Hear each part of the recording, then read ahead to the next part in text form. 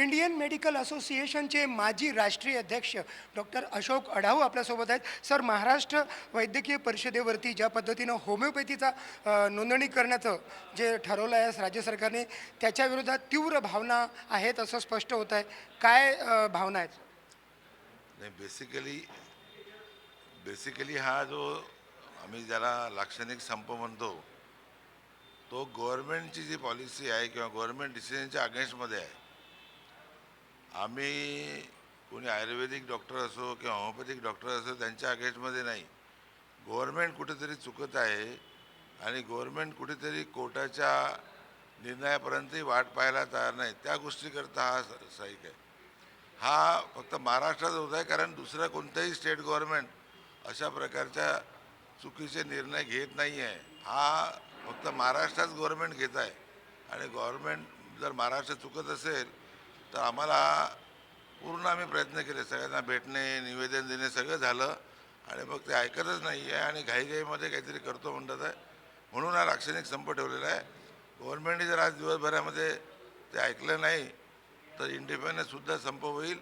आणि मेनली जे लोक ॲफेक्ट होतात असं आमचं म्हणणं आहे ना, मेनली पब्लिक ॲफेक्ट होणार आहे पुढे जाऊन, पण स्टुडंट्स हे ॲफेक्ट होतील, मेडिकल स्टुडंट्स, नंतर आमचे रेसिडेंट डॉक्टर आहे, PG स्टुडंट्स आहे, ज्याला आम्ही त्यांचे पेरेंट्स आहे, सगळ्यांना ॲफेक्ट होईल. ते सगळे उद्यापासून जॉईन होतील याच्यामध्ये. सर, पण काय भीती आहे तुम्हाला? होमिओपॅथीना जे नोंदणी करून घेण्यात येत आहे, काय भीती वाटते? आणि हा विषय तर किती वर्षापासून डिस्कशन चालू आहे की मी जर इंग्रजी शिकलो समजा, तर मी इंग्रजी शिकवायला पाहिजे आहे ना. मी शिकेल इंग्रजी आणि मला कोणतरी म्हणेल भूगोल शिकवा, मला कोणतरी म्हणेल हिंदी शिकवा, संस्कृत शिकवा, हे बरोबरच नाही आहे ना.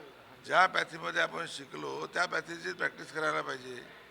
आणि होमिओपॅथीच्या बाबतीत आमचं काही जे नाही, त्यांनी करावं होमिओपॅथी प्रॅक्टिस, पण त्यांना आमच्या याच्यामध्ये रजिस्ट्रेशन देऊन ते ॲलोपॅथिक ड्रग लेतील. आणि तेही फक्त ज्याला आम्ही म्हणतो ना की 90 दिवसाच्या ट्रेनिंगमध्ये नुसतं फार्मॅकॉलॉजी शिकून काही होत नाही. आपल्याला प्रत्येक गोष्ट जी आहे ना, आपण ज्याला म्हणतो की सगळ्या गोष्टी लक्षात ठेवून करावं लागतं. जसं तुम्ही उद्या माझी न्यूज देणार आहे तर किती किती मोठी देणार आहे, किती मिनटाची राहील हे थोडी माहिती आहे, तुम्हाला ठरवावं लागेल. याच्यापेक्षा एखादी इम्पॉर्टंट न्यूज आली तर एखाद्या वेळेस तुम्ही न्यूज देणारही नाही.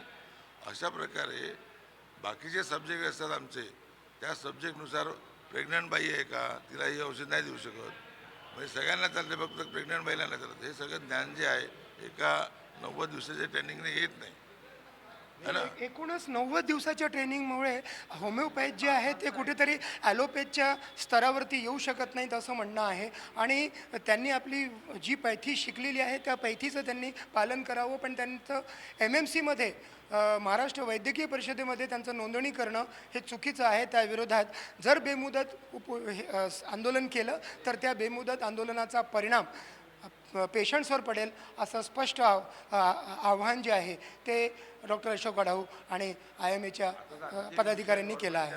व्हिडिओ जर्नलिस्ट विनय शुक्लासोबत संजय तिवारी, NDTV मराठी, नागपूर.